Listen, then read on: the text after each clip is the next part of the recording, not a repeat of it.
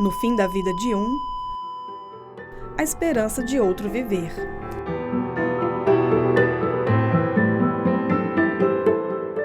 Você sai para esperar. É um tempo de espera que você não sabe quanto vai durar.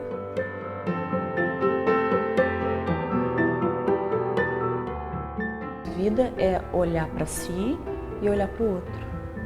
Isso que é vida.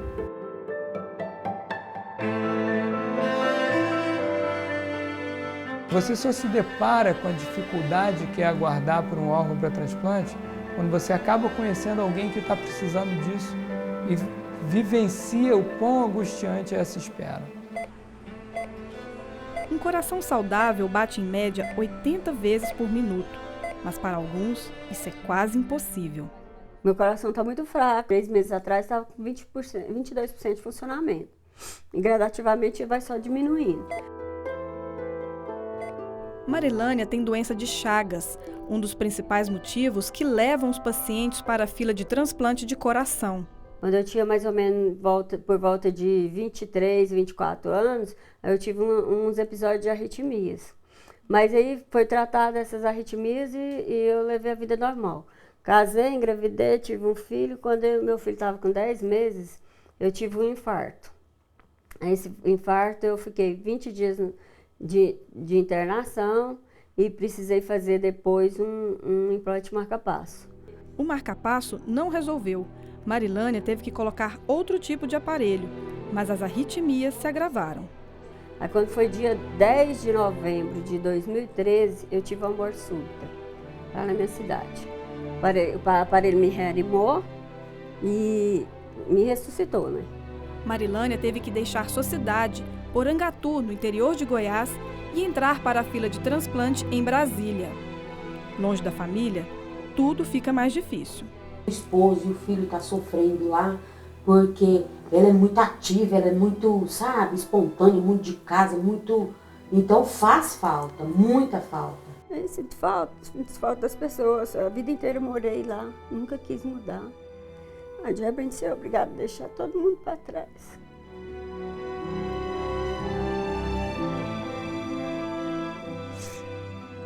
Mas é assim mesmo, a gente não pode se entregar.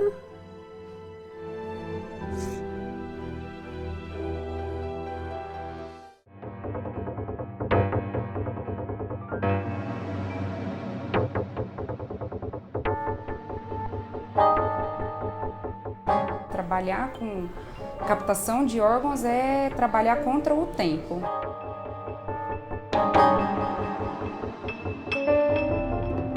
Para o transplante acontecer é uma roda de coisas que tem que encaixar perfeitamente e que você tem que ter uma equipe muito boa. Central de Transplantes, bom dia. Central de Transplantes, bom dia. Uma corrida contra o tempo. É o que está acontecendo na sala da Central de Captação de Órgãos do Distrito Federal. A equipe de logística tenta trazer o coração de um doador do estado de Goiás. A gente está tentando agora Polícia Rodoviária Federal e Polícia Federal, tá? Porque para o helicóptero não tem teto para voo. Então tá jóia, eu te aviso assim que sair. Um abraço, tchau, tchau. É o ICDF querendo informação também que eles já estão prontos para voar e a gente está esperando para a confirmação dessa logística.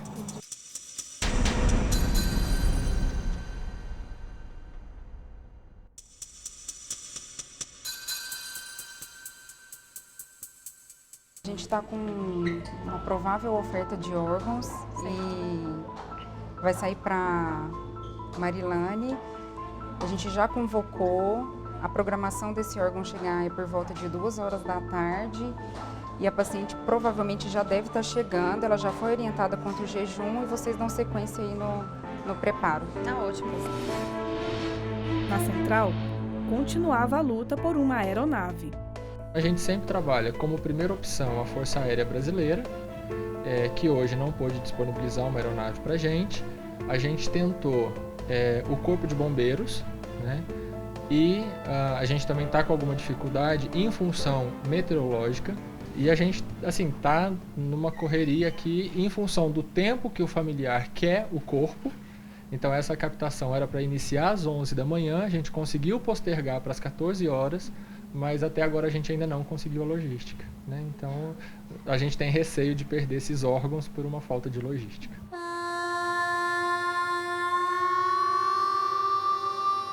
E infelizmente foi o que aconteceu. A sensação é que é de uma criança que vai receber um brinquedo e daí foi tirado. Eu sei que é ruim, porque a gente fica esperando.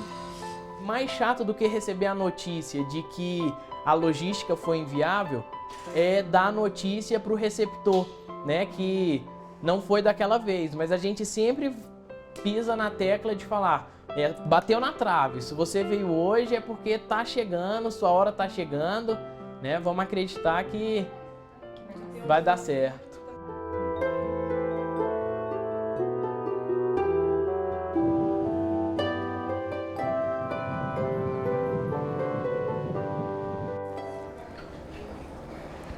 Respira, descansa um pouco.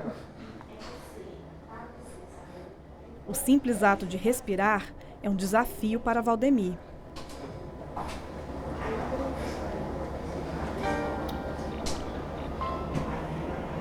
Eu comecei a observar que ele ia tomar banho e quando saía muito cansado. E ele não fuma, né? Aí ele começou com as sessões de tosse. Tossia. Falei, Valdo, esse negócio tá certo não, você tá tossindo demais. Mas vamos procurar o médico. Aí fez tomografia, veio. Aí ele pegou e falou assim, rapaz, eu tenho uma notícia que não é boa. Eu falei, não, pode falar. Você tá com uma doença chamada fibrose pulmonar descamativa e não tem cura. A doença enrijece os pulmões e diminui a função de troca do oxigênio. Os médicos desconfiam que a causa está no trabalho de Valdemir. Ele era pintor e durante anos inalou substâncias químicas. Aí ele falou, olha, Valdemir, só tem uma solução para o seu problema, é um transplante. Só que eu te aconselho a não fazer, porque de 10 que faz, 1 sobrevive. Como eu não tinha nada a perder, não tenho. Aliás, se eu fizer o transplante, eu vou ter uma chance de viver. Se eu não fizer, eu vou morrer. Então... Com o agravamento dos sintomas, Valdemir teve que se aposentar por invalidez. Deixou também a pescaria, a natação e as viagens. Hoje, a única atividade que pode fazer é a fisioterapia, 2 vezes por semana.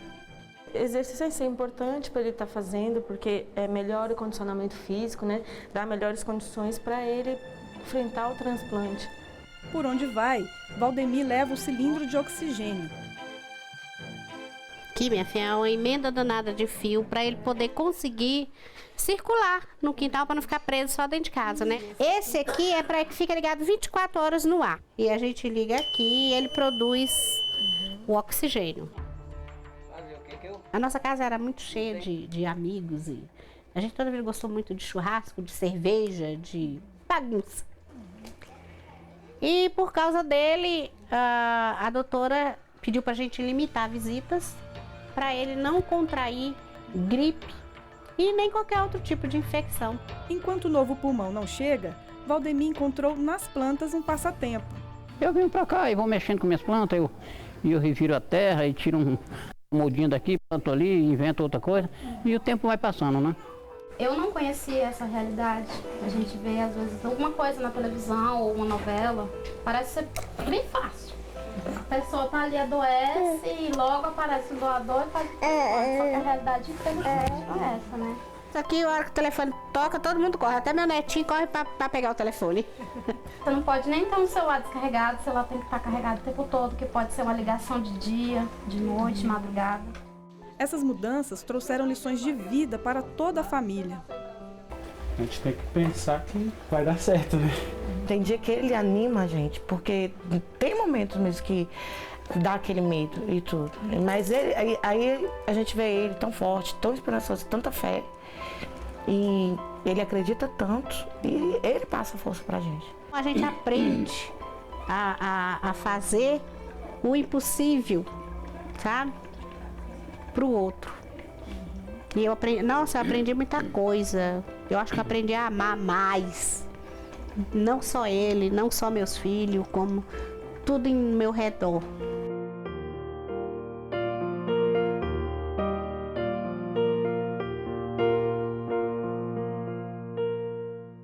O transplante de pulmão é considerado o mais complexo dos transplantes. Tanto que no Brasil, a primeira cirurgia bem-sucedida ocorreu há pouco mais de 20 anos, bem depois da primeira experiência de doação de órgãos do país. De lá para cá, a técnica avançou muito, mas ainda temos poucos centros de referência. E pacientes que têm alguma doença rara ou grave só conseguem fazer o transplante no exterior. É o caso do jovem Lucas, que vamos conhecer agora. Olá, tudo bem? Lucas nasceu com uma doença grave no pulmão, chamada bronquiolite obliterante. Os médicos não deram ao menino mais do que 2 anos de vida. Contrariando os diagnósticos, Lucas cresceu e, há 17 anos, leva uma rotina de internações e tratamentos. Então, às vezes, ele ganhava alta de manhã, de tarde ele já voltava para o hospital, porque no meio do caminho ele já tinha cansaço. E como eu morava na zona rural, era mais difícil ainda, né? Cada dia a doença era progressiva, a doença afetava mais o pulmão dele e ia afetando os outros órgãos, principalmente o coração, né? Quando chegou no ano de 2005, ele, por não aguentar mais, ele pediu a segunda cirurgia. E aí foi retirado todo o pulmão esquerdo dele, né? Só que o direito também já estava comprometido. Que são os medicamentos que o Lucas toma durante todo o dia, né? Faz uso de antibióticos especiais, remédio para artrite, né, que ataca os ossos também, o sildenafil para o coração. Tem vezes que eu não quero fazer as coisas, né? Aí eu penso nela e em Deus também. Aí motiva. Igual ele diz, eu tenho essa doença, mas a minha alma não é doente. Então ele não coloca no psicológico dele que ele tem esse problema, né? Com apenas 25% da capacidade respiratória, Lucas usa o cilindro de oxigênio o dia todo. O que você acha mais difícil dessa espera do transplante? É ter que trocar a sonda, tirar a sonda, que é ruim, né? Mas tem que aceitar para ganhar peso, é ruim. Oxigênio já acostumei já. O tipo de transplante recomendado para o caso do Lucas só é feito no Canadá. Por isso, para ter a chance de respirar normalmente, ele vai ter que sair do Brasil. Foi buscada a primeira avaliação no ano de 2007, em Porto Alegre. Só que os médicos negaram o transplante para ele, porque ele tinha tirado o pulmão.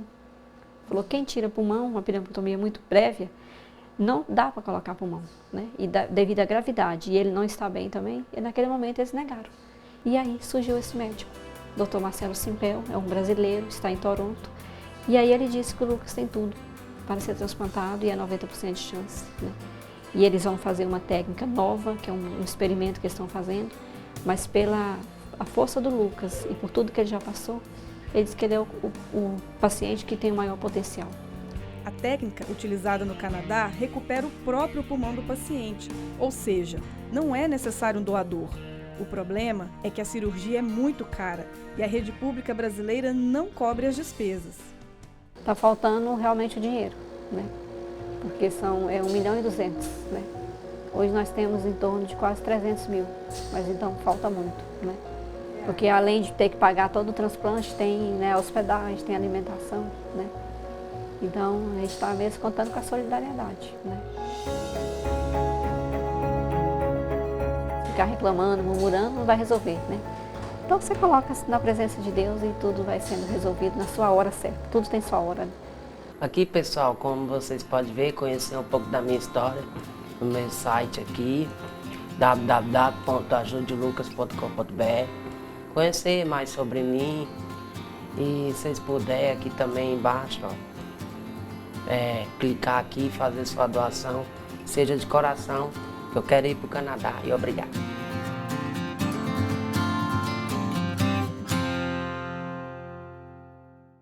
Além dos pulmões, os órgãos que podem ser transplantados são os rins, coração, fígado, pâncreas e também tecidos como córnea, pele, ossos e medula óssea. O primeiro transplante realizado no Brasil foi o de rim, em 1964, no Rio de Janeiro. Mais de 50 anos depois da primeira cirurgia, ainda é um desafio encontrar doadores. Hoje, o país tem quase 29 mil pacientes esperando por algum órgão, mais da metade precisa de um rim. Uma das pacientes que esperam por um transplante renal é esta adolescente de 17 anos. Eliane sofre de insuficiência renal desde os 4 anos de idade. Já passou por 2 transplantes que não deram certo. Estou sempre animada, sempre com esperança. É lógico que a vida de quem faz diálise não é nada fácil.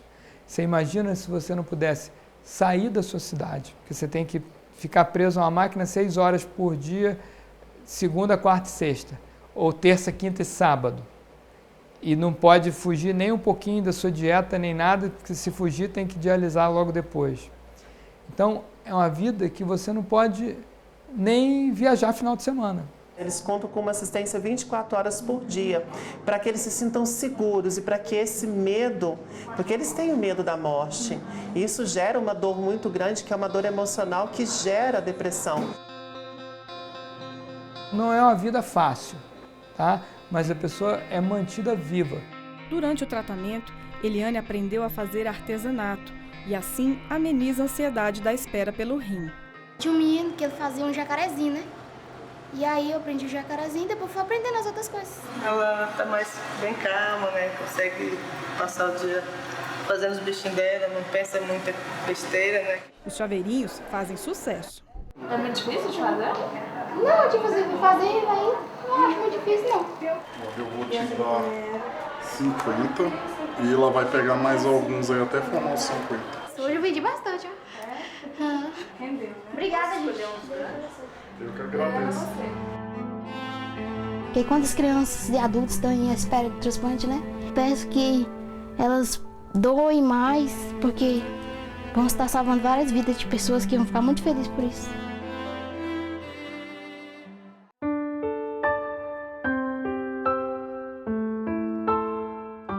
Para quem precisa de um transplante, as maiores virtudes são esperança e paciência. Esse bordado aqui, eu aprendi a fazer quando eu estava doente mesmo. E foi com essas virtudes que Marilânia, aquela personagem do início do programa, conseguiu superar o drama da fila do transplante. A longa espera compensou. Ela fez a cirurgia e se recupera bem. Marilânia continua em Brasília longe da família, mas já planeja o futuro, porque seu maior sonho foi realizado: ganhar um coração e uma nova chance de vida. Hoje eu quero ver meu filho formado, quero ver neto, quero ver os meus afilhados, sobrinhos, todo mundo casando e ter filhos também. No próximo bloco, os desafios do processo de doação de órgãos e também como o estado do Ceará se tornou uma referência em transplantes.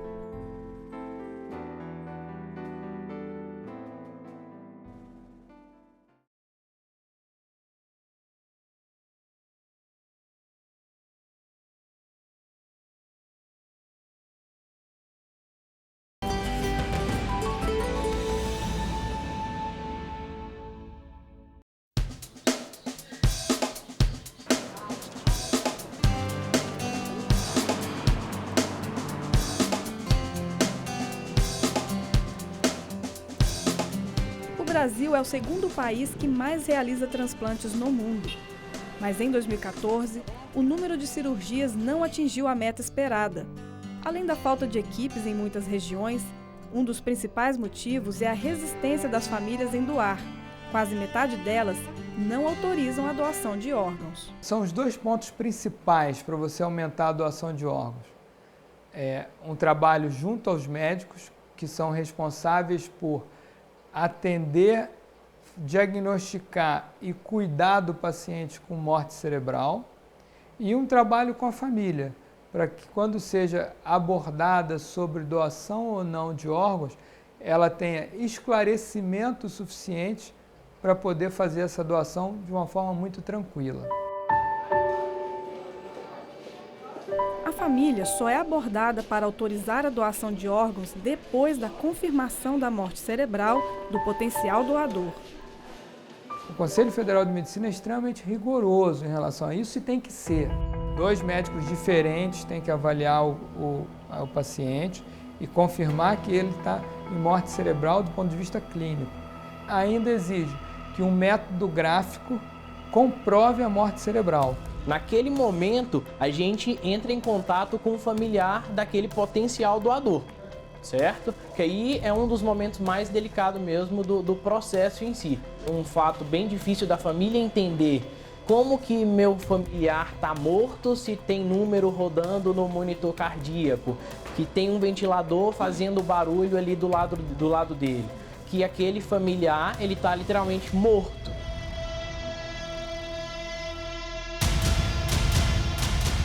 Porque nesse momento que a família recebe o comunicado da primeira avaliação de morte cefálica, a família começa a viver o processo do luto, né? Começa a viver a dor da morte. Então nós acompanhamos essa família dentro do hospital, para que no momento que feche o protocolo, que feche o diagnóstico da morte encefálica, nós comunicamos a morte do paciente e dependendo da condição psicológica que a família está, nós entrevistamos para doação.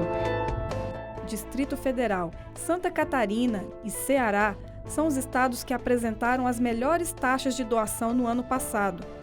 Para cada 1 milhão de habitantes, Santa Catarina realizou mais de 30 doações, quase o mesmo número alcançado pelo líder mundial em doação, a Espanha. E o Ceará está na 3ª posição nacional e se tornou o principal polo de transplante das regiões Norte e Nordeste. Nossa equipe foi até lá para conferir esta realidade. O Ceará tem história nos transplantes, né? O Ceará possui equipes transplantadoras muito boas, bem capacitadas para realizar transplante de órgãos e tecidos. O povo cearense ele tem uma característica ímpar. É um povo extremamente solidário, generoso. No momento da dor que ele sente, ele é capaz de calar o choro dele e pensar na possibilidade de ajudar. Como a Adriana, que eu agora levo a informação a ela, que o esposo dela ajudou. 2 pacientes a saírem da fila da córnea, 2 pacientes a saírem da fila do rim e 1 paciente a sair da fila do transplante de fígado. Ele era uma pessoa muito caridosa, ele gostava muito de ajudar as pessoas. E se fosse eu no lugar dele, ele faria a mesma coisa. Então, eu mais o meu filho, nós decidimos doar os órgãos dele por isso.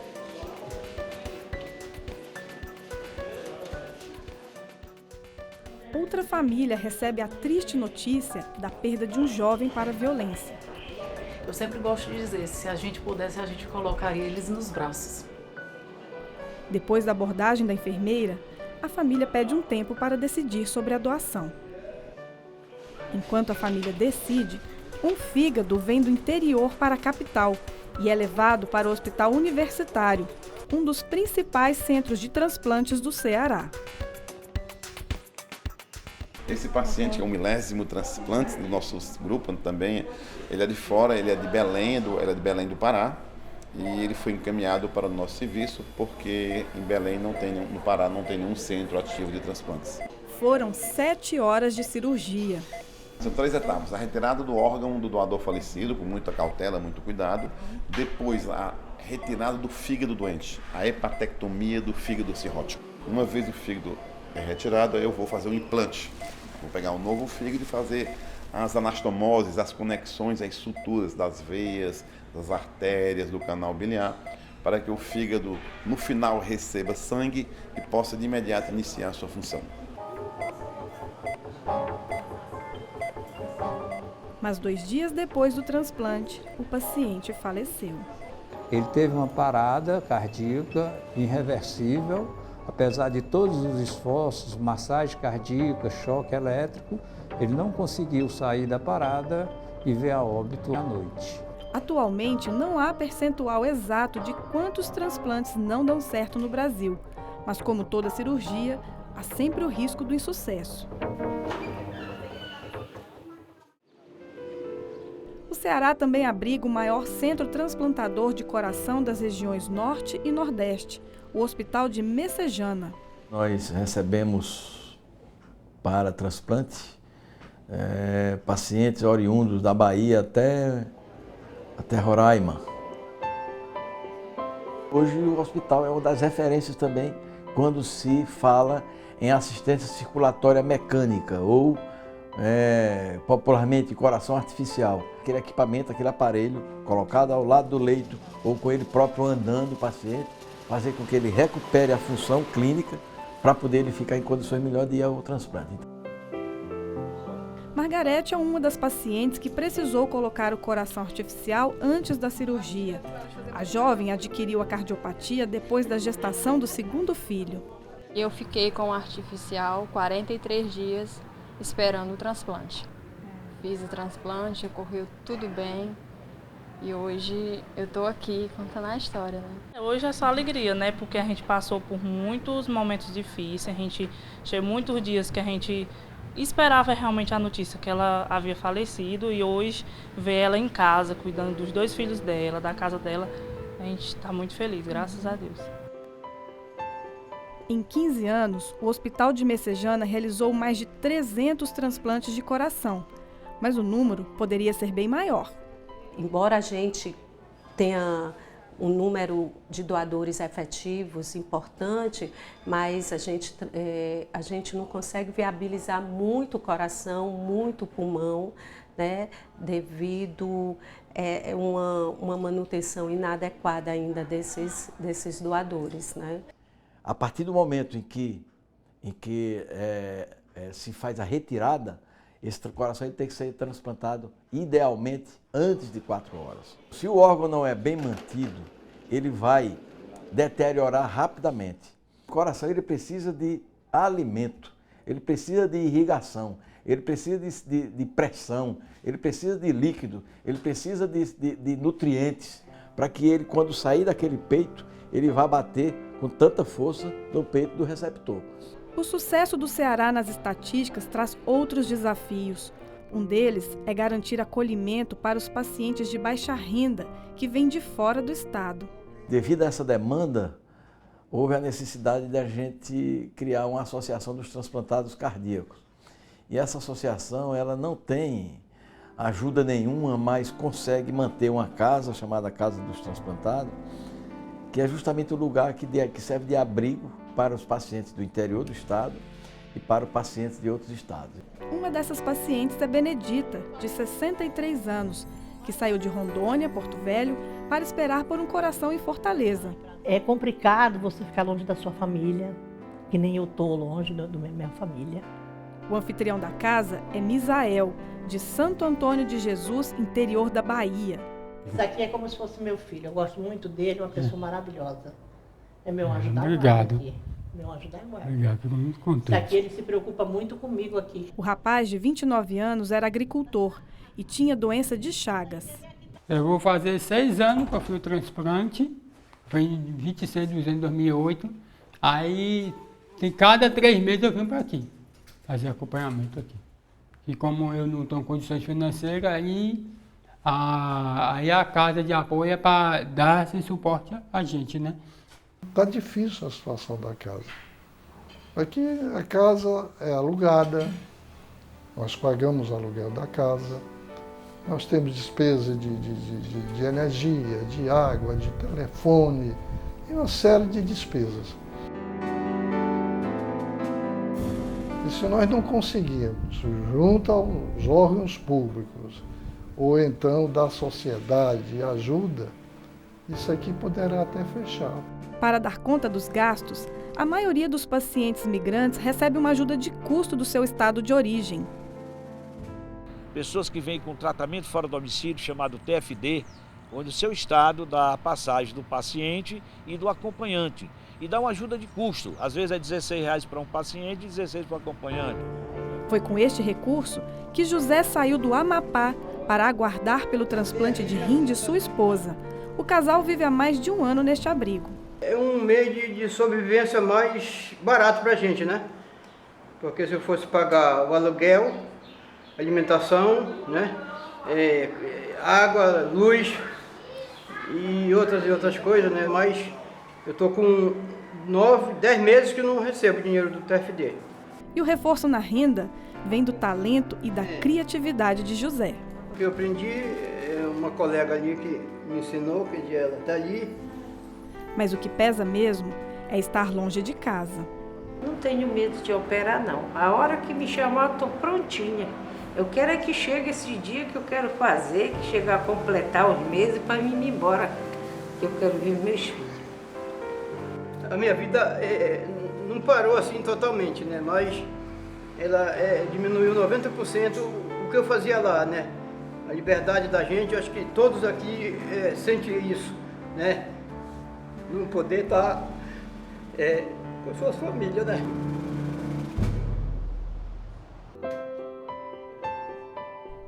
Um a cada 100 mil.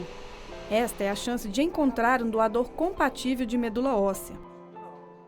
O Brasil tem pouco mais de 1.300 pacientes na fila de espera por um transplante de medula óssea, e o número de doadores cadastrados é de quase 3,5 milhões, mas a maioria dos leitos está concentrada na região sudeste, principalmente em São Paulo. Desde 2008, o Ceará faz o transplante autólogo de medula óssea, aquele em que o paciente usa a própria medula para o tratamento. E, recentemente, o estado começou a fazer o transplante halogênico, que depende de um doador. Hoje a gente sabe que existem um número muito grande de pessoas que já encontraram seu doador e que estão tendo dificuldade de encontrar leito para realizar transplante. Então essa perspectiva do Hospital Universitário estar realizando transplante halogênico é uma parcela ainda pequena, mas é uma parcela significativa de contribuição para que a gente possa diminuir essa fila no Brasil. Um dos beneficiados com a chegada em Fortaleza do transplante halogênico é Erisleudo. Há mais de um ano, o rapaz recebeu o diagnóstico de leucemia, mas teve a sorte de encontrar na própria família um doador. O médico me chamou e falou que o tratamento ia dar certo, só que para ter 100% de cura seria necessário fazer o transplante e que a gente já fosse se preparando para a família ir fazendo o teste para saber se alguém na família era compatível.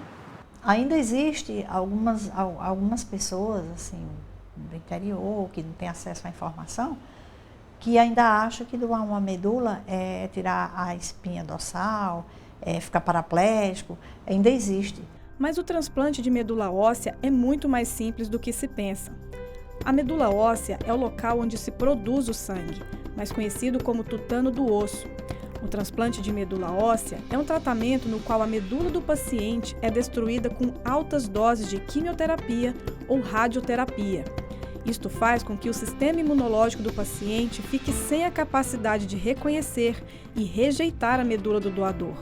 Por meio de transfusão, a medula doente é substituída pelas células sadias de um doador compatível. Apesar de eu não gostar muito de agulha, mas não fiquei com medo. Depois do transplante, o alívio de salvar a vida do irmão. Foi alegria, saber que apenas um irmão e esse irmão é compatível.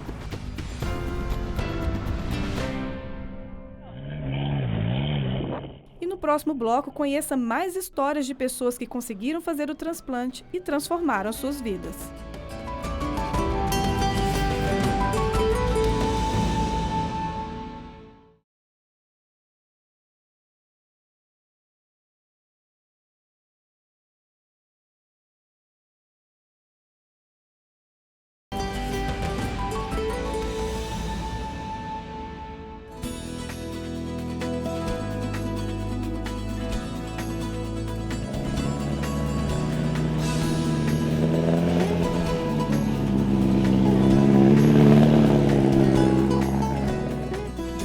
Novo, Magda resolveu radicalizar.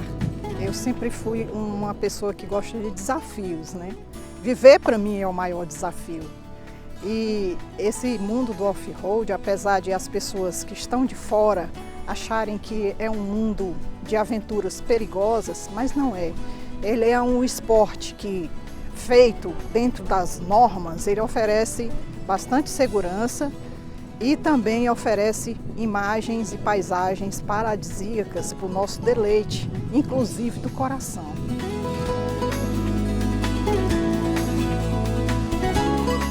Você não acredita que ela é uma pessoa transplantada, né? A gente está vendo de fora, a gente só sabe que ela é transplantada primeiro porque ela diz pra gente, né? E tem que tomar alguns remédios de vez em quando, e se hidratar, né? Tem que ter alguns cuidados, mas no resto é absolutamente normal. Eu tive uma infância bem limitada, que não podia caminhar, porque eu desmaiava cerca de 20, 30 vezes ao dia ao caminhar apenas. E fizeram uma junta médica e disseram que realmente não sabia qual era o diagnóstico, que era cardíaco, mas não sabia o que era, não iam abrir para mexer, porque eu não iria resistir a uma cirurgia à época. Magda escapou e, já adulta, encontrou no transplante a solução. Passei 3 meses na fila de transplante e, graças a Deus, chegou um coração compatível de primeira e deu certo comigo. Até hoje ele está batendo no meu peito há 6 anos e 6 meses, com esse vigor, com essa capacidade de viver, de vida, de brincadeiras, de aventuras, da qual eu nunca tive a oportunidade de vivê-las de fato, devido à incapacidade cardíaca. E chegamos uma vez, inclusive, no primeiro rally que ela disputou, a colocar um médico com um monitoramento nela de pressão, de batimento cardíaco, e não, graças a Deus não aconteceu nada com ela que não fosse uma pessoa normal. Só mesmo os batimentos subiram por causa da emoção do rally, mas de resto foi tudo absolutamente normal.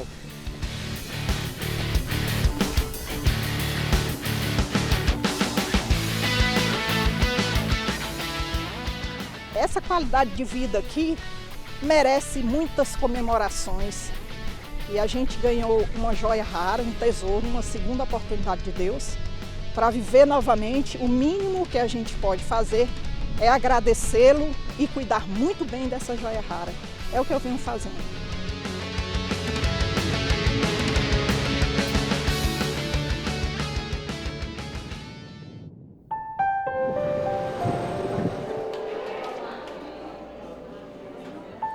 A vida pós-transplante reserva muitos cuidados e também surpresas. Numa quinta-feira de madrugada, uma família perdeu uma menina de 26 anos.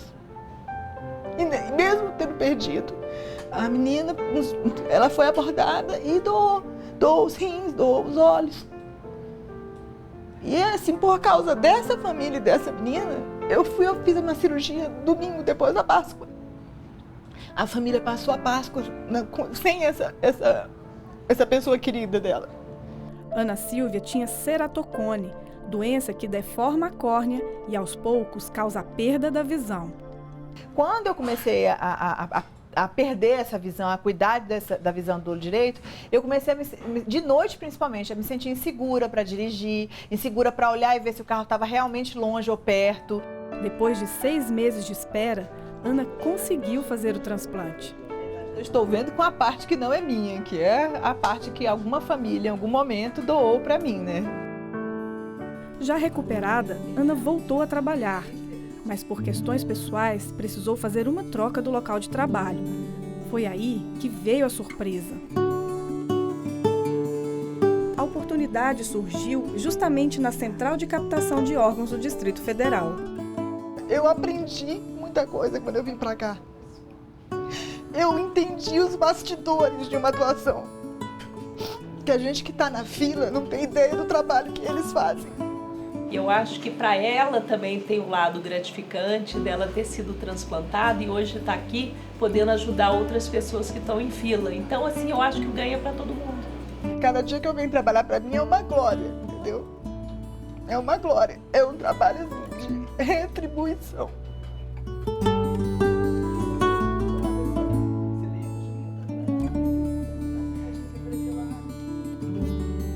A córnea que devolveu a visão de Ana Silvia foi preparada nesse banco de olhos.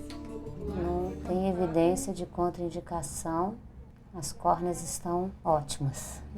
Depois da primeira análise, a córnea separada do globo ocular, avaliada por um oftalmologista, armazenada e só então é liberada para transplante. A córnea é um órgão que é avascular, ou seja, ele não tem sangue, então ele não precisa de compatibilidade sanguínea como são os outros órgãos. Então ele é um órgão universal.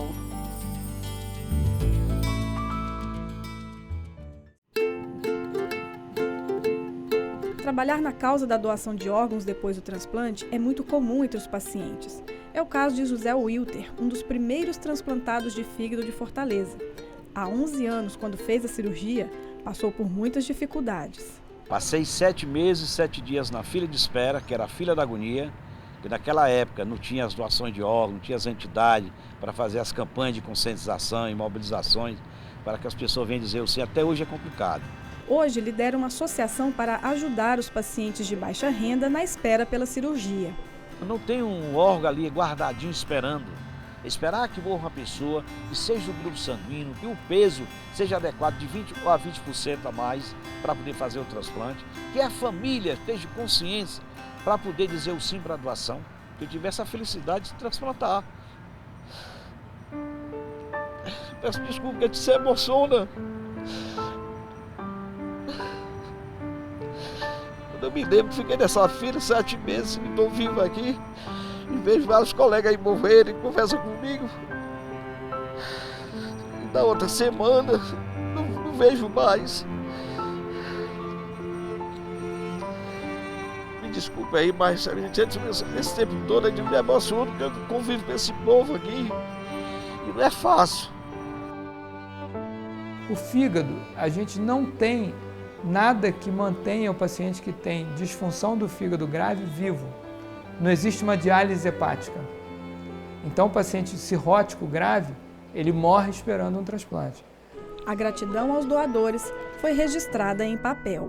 Esse certificado é para o paciente tomar conhecimento e valorizar a família do doador. Porque é de grande importância essa família, nesse momento difícil da perda do seu ente querido, disse sim para a doação do órgão desse paciente.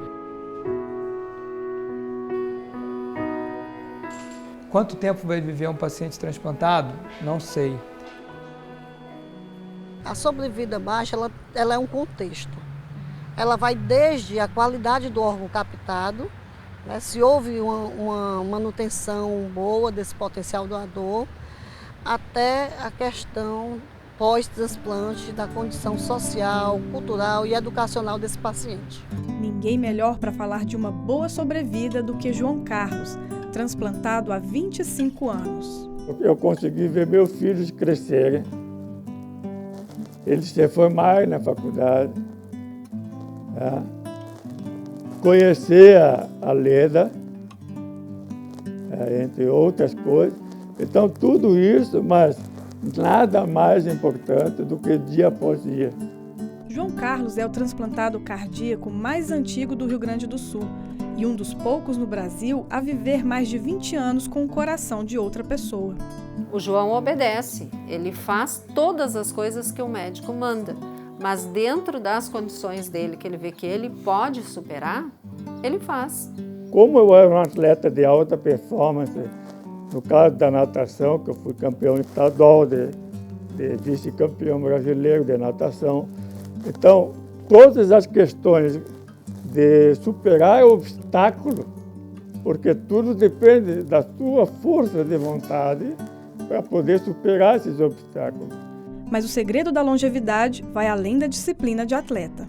99% eu obedeço aos médicos, mas quando você supera o obstáculo em cima do obstáculo, você começa a se questionar se vale a pena você ficar sentado em casa na frente de uma televisão ou se vale a pena você também aproveitar a vida em outros sentidos. No meu caso, por exemplo, eu gosto muito de viajar, eu gosto de dirigir. Desde que foi transplantado, João Carlos se dedica às campanhas de doação de órgãos. Em uma delas, acabou encontrando a filha do doador do seu coração. Em 97, ela me convidou para ser padrinho de casamento. Só que além de ser padrinho de casamento, eu não sabia que eu ia entrar na igreja com ela. E eu entreguei para o noivo. Então, ela ganhou um pai do coração, como a gente chama, eu ganhei uma filha do coração e uma outra família.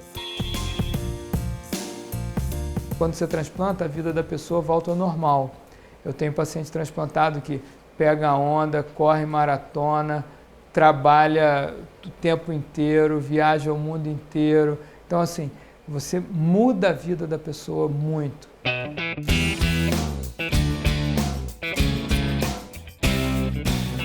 Já é uma alegria fazer isso aqui. Subir e descer aqui é tranquilo. Sem falta de ar, sem cansaço. Edilson está comemorando 10 anos de transplante de pulmão. Eu, desde nascença, eu tenho fibrose cística, desde os 2 meses de vida. E assim, a doença foi evoluindo com o tempo, principalmente o pulmão. Caso parecido com o de Liege. É como se fossem vários pontos de cicatriz no pulmão, onde ele vai perdendo a função, vai endurecendo e vai perdendo aquela capacidade então de expandir e retrair, né? Então, foi essa doença, fibrose pulmonar. Eu não conseguia levantar da cama se não estivesse fazendo inalação ou alguma coisa assim. Teve uma época que eu não conseguia mais andar, que eu morava no meu quarto, eu dizia, né? Eu saía assim para tomar banho, mas era que de 3 em 3 dias, uma coisa assim, porque eu não conseguia mais caminhar até o banheiro. Para quem tem falta de ar, a hora do banho é quase que uma tortura. Porque o ato de tirar a roupa, o ato de se banhar, de se trocar, é muito difícil, é muito cansativo. E aquilo estava me agoniando. Falei, meu Deus, não posso continuar assim. Que venha um pulmão logo para resolver isso. Liege é professora de Pilates e há 3 anos ganhou um novo pulmão. Me chamaram e aí eles me disseram, olha, a gente vai fazer todo o preparo, mas a gente te avisa se vai sair o transplante ou não. Porque a gente sabe que na hora que eles captam o órgão é que vê se está tudo bem. E saiu, o médico entrou lá na sala, fez o sinal de ok, ó, vai sair. E eu estava no cinema e ligaram mesmo para o transplante. E aí quando chamaram para o transplante naquela hora, e assim, minha mãe também tinha saído, eu não conseguia avisar ela. E fui, graças a Deus, foi tudo tranquilo, correu tudo bem mesmo, assim. Os primeiros passos, assim, são, com fôlego, são, assim, mágicos, sabe? Eu senti como se tivesse tirado um peso do peito, assim. Eu senti a respiração como se ali eu tivesse nascido de novo. Eu hoje vivo normalmente, vou viajar, né? É uma vida realmente normal, assim, com os cuidados de um transplantado, mas uma vida muito normal. Eu quero dançar, eu quero correr, eu quero dar aula, eu quero nadar, eu quero, né, essa fome de vida, assim, né, aflorou de uma forma que eu tenho que me puxar. Eu realizei um sonho que era de ir para um show de rock, que eu nunca tinha ido. Então, quando eu estava lá no estádio, vendo aquela banda pular, e eu pulando lá e cantando todas as músicas, eu falei, agora sim deu certo o transplante.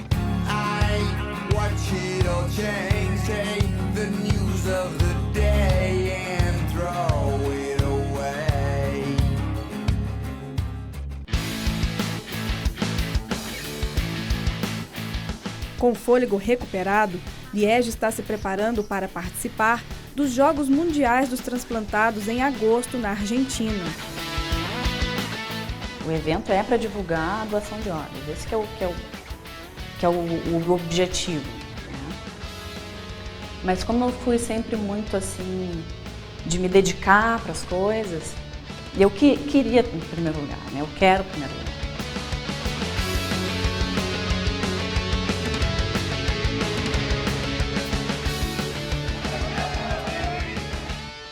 Pensar que a minha história podia ter sido encerrada, né, há 3 anos, se não fosse esse carinho, esse desprendimento, né, dessa família. Então eu tenho assim, sou grata eternamente, né. Estão sempre assim nas minhas orações, sempre nos meus pensamentos positivos. É difícil falar, porque eu vou chorar.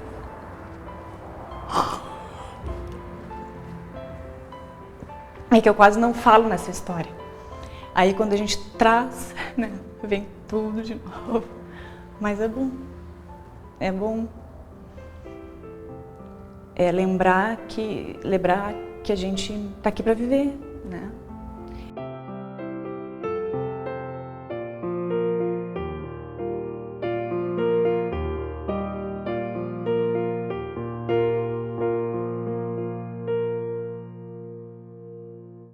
Eu vivia todo dia como se fosse o último. Hoje não, hoje eu vivo pensando no que eu vou fazer amanhã, depois, o resto da minha vida.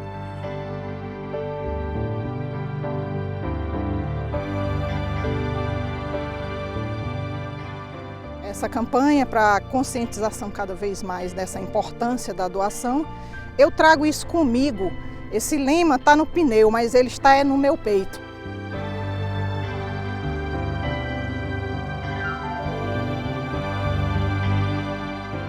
Se todo mundo doasse, né, você não ficava muito tempo esperando para ser transplantado e nesse período você pode morrer.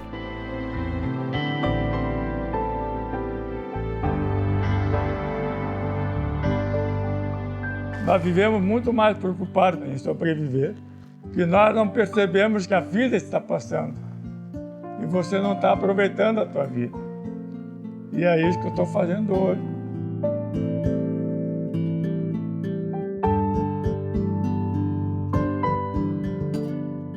É transformar a perda num ganho para outras pessoas.